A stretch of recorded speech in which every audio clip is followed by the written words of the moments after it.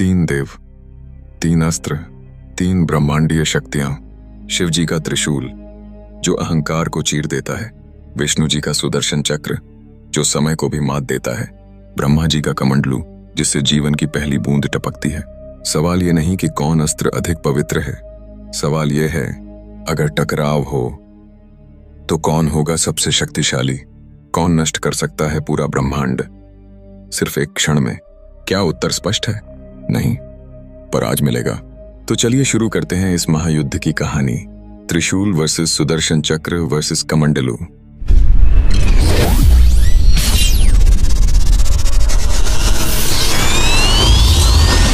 तीन देवताओं के अस्त्रों का मुकाबला एक अद्भुत खेल है। त्रिशूल का संहारकारी तेज धरती को थर्रा देता है, जबकि सुदर्शन चक्र हर अत्याचार को समाप्त करता है। कमंडलू सृष्टि का प्रतीक जीवन को न केवल जन्म देता है बल्कि इसे पोषित भी करता है। यह सवाल असाधारण है क्योंकि हर अस्त्र की अपनी अनोखी महत्ता और प्रभावशीलता है। तीनों ऐसे अस्त्र हैं जो केवल धारक की इच्छा से ही काम करते हैं, किसी और के लिए ये निष्क्रिय है। लेकिन इनकी गहराई कहीं अधिक है। यह कोई हथियार नहीं बल्कि एक सिद्धांत है। त्रिशूल को शिव के अलावा कोई नहीं उठा सकता, न देव न असुर। यह आत्मा और परमात्मा के संयोग से ही सक्रिय होता है। यह अस्त्र समय को भेद सकता है, अतीत, वर्तमान और भविष्य को एक साथ नष्ट कर सकता है।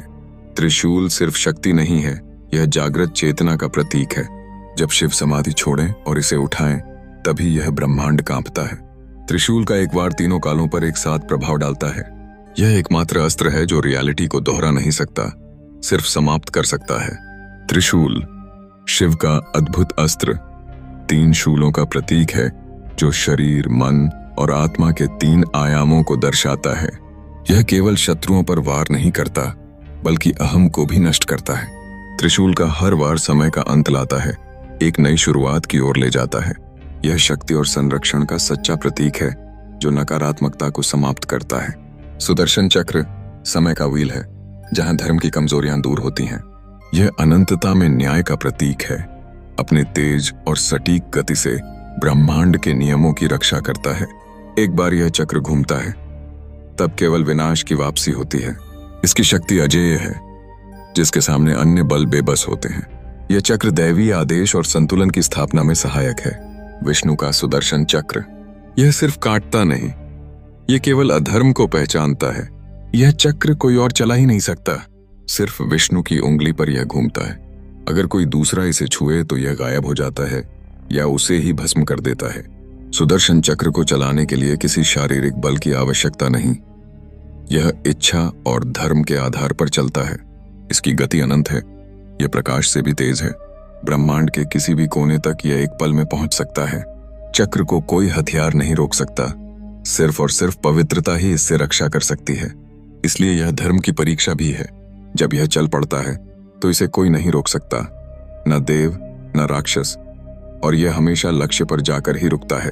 कमंडलू ब्रह्मा का अनमोल पात्र जल नहीं बल्कि चेतना का प्रतीक है। यह सृजन की ऊर्जा और विचार का बीज है। जब इसे सही हाथों में रखा जाए यह जीवन का संचार करता है, लेकिन यदि गलत हाथों में हो तो इसकी ताकत केवल एक क्षण में पूरे ब्रह्मांड को गढ़ या मिटा सकती है। सृजन और विनाश का यह आदान प्रदान हमें चेतावनी देता है। ब्रह्मा का कमंडलू जो सृजन कर सकता है वही संहार भी कर सकता है। कमंडलू में वही जल होता है जिससे सृष्टि की शुरुआत हुई थी, लेकिन वही जल क्रोध में आकर विष भी बन सकता है जो ब्रह्मांड को डुबो दे। ये पात्र किसी अन्य के हाथ में केवल साधारण जल का पात्र बन जाता है। केवल ब्रह्मा के विचार और मंत्रों से यह अमृत बनता है। कमंडलू में जल सीमित होते हुए भी अनंत सृष्टियों को जन्म दे सकता है। यह ब्रह्मांडीय ब्लूप्रिंट का केंद्र है। कमंडलू में ब्रह्मा का AUM समाहित होता है, यानी यह जल नहीं, चेतना मीन्स कॉन्शियसनेस है जो ध्वनि से ब्रह्मांड बना सकती है।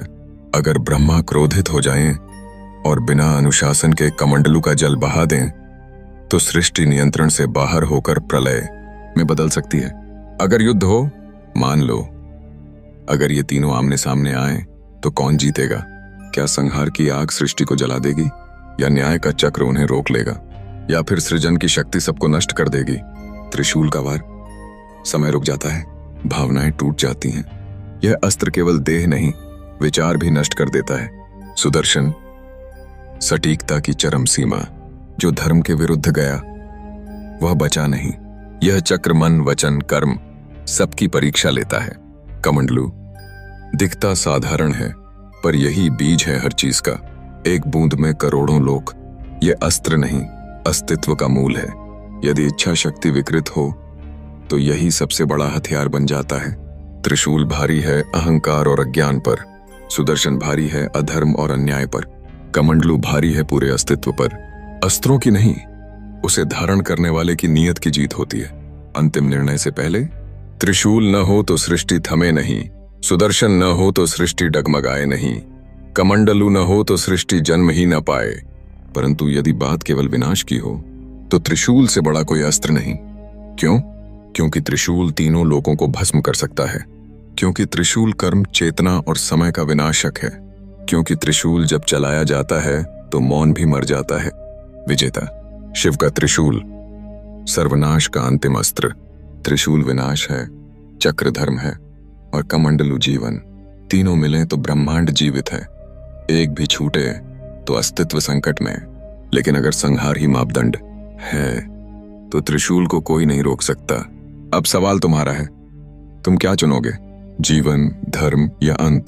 कमेंट करो, तुम्हारे अनुसार कौन है सच्चा विजेता? दोस्तों, आपका फीडबैक हमारे लिए बेहद महत्वपूर्ण है। इस वीडियो पर आपकी राय जानने के लिए हम हमेशा उत्सुक रहते हैं। अगर आपको वीडियो पसंद आया हो तो कृपया लाइक बटन दबाएं, सब्सक्राइब करना न भूलें ताकि हम नई सामग्री के साथ आपके पास आ सकें। अपने दोस्तों के साथ इस वीडियो को साझा करना भी न भूलें ताकि उन्हें भी मजा आए।